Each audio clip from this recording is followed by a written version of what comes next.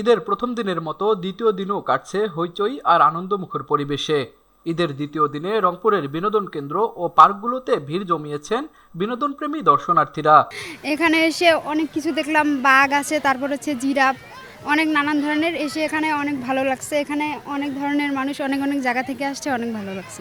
রংপুরের বিনোদন কেন্দ্রগুলোর মধ্যে অন্যতম রংপুর চিড়িয়াখানা। চিড়িয়াখানায় ঈদ আনন্দে শিশু কিশোর থেকে শুরু করে সকল বয়সী দর্শনার্থীদের উপস্থিতি চোখে পড়ার মতো। বিশেষ করে শিশুদের উচ্ছ্বাস সবচেয়ে বেশি। শিশু কিশোরদের সঙ্গে ঈদের আনন্দে বেরিয়েছেন অভিভাবকরাও। চিড়িয়াখানায় টিকিট কেটে প্রবেশ করতেও যেন রীতিমতো যুদ্ধ করতে হচ্ছে। রংপুর চিড়িয়াখানার ভেতরে প্রবেশের পর এক খাঁচা থেকে আরেক খাঁচায় হেঁটে হেঁটে দর্শনার্থীরা বিভিন্ন পশু পাখি দেখছেন। বড়রা তাদের শিশু সন্তানকে বিভিন্ন পশু পাখির সঙ্গে পরিচয় করিয়ে দিচ্ছেন।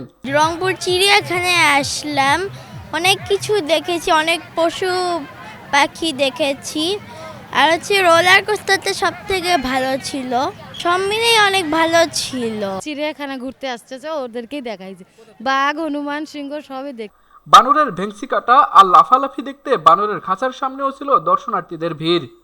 এবারের ঈদে চিড়িয়াখানায় দর্শনার্থীদের নজর কাটছে বাহারি রঙের জেব্রা। এছাড়াও বনের রাজা সিংহ, জাতীয় পশু বাঘ, জলহস্তী, হনুমান সহ সকল পশু পাখির খাঁচার সামনে উপচে পড়া ভিড়।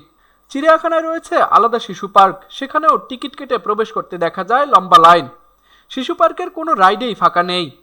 চিড়িয়াখানায় ঘুরতে আসা একাধিক দর্শনার্থী জানায় বিভিন্ন অভিযোগের কথা। এখানে জায়গায় জায়গায় পানির ব্যবস্থা থাকার দরকার, এটা থাকলে লোকজন অনেক সুবিধা হতো, এটা নাই। আর পশুগুলোর গায়ে থেকে অনেক দুর্গন্ধ বাড়াচ্ছে।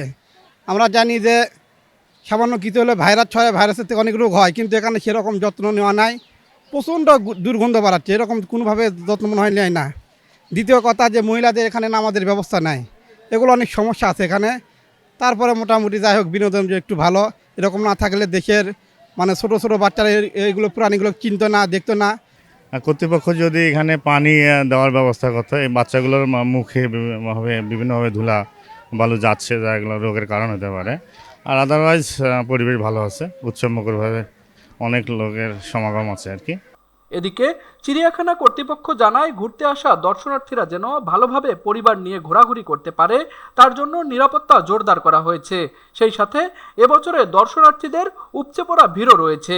আমরা প্রশাসনের সহযোগিতায় যথেষ্ট নিরাপত্তার ব্যবস্থা করেছি। এখানে প্রশাসনের লোক আছে এবং আমরাও মাঝে মাঝে টহল দিচ্ছি যাতে কোনো রকম ছিনতাই অপ্রীতিকর ঘটনা না ঘটে। এজন্য আমরা যথেষ্ট নিরাপত্তার ব্যবস্থা করেছি স্থানীয় প্রশাসনের সহযোগিতায়। আমাদের রংপুর চিড়িয়াখানায় আপনারা জানেন নতুন নতুন প্রাণী আসছে, যার কারণে দর্শক মোটামুটি অনেক আসছে। যেমন আমাদের নতুন জেব্রা আসছে, ঘোড়া আসছে, তারপরে আরও প্রাণী আসছে।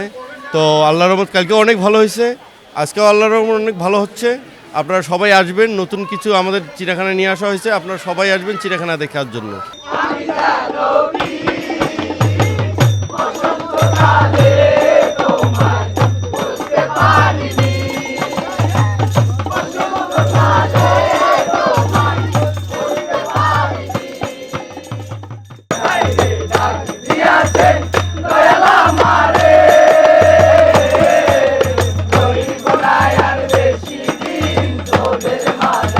রঙহীন ও ফ্যাকাশে জীবনে আনন্দ ও খুশির জোয়ার এনে দিয়েছে পবিত্র ঈদ উল ফিতর।